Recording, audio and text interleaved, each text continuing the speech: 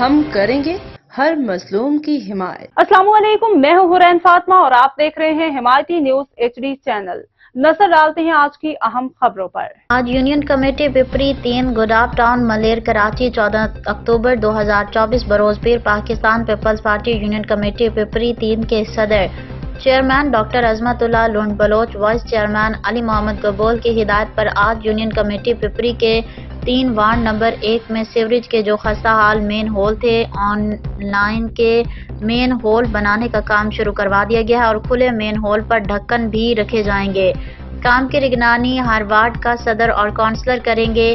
آج کام کی نگرانی Pakistan people party union committee کے جنرل سیکرٹری محمد یعقوب حمایتی، وارڈ 1 اور وارڈ 4 کے کونسلر محمد عمر حمایتی، لالا جاوید شاہ کر رہے تھے۔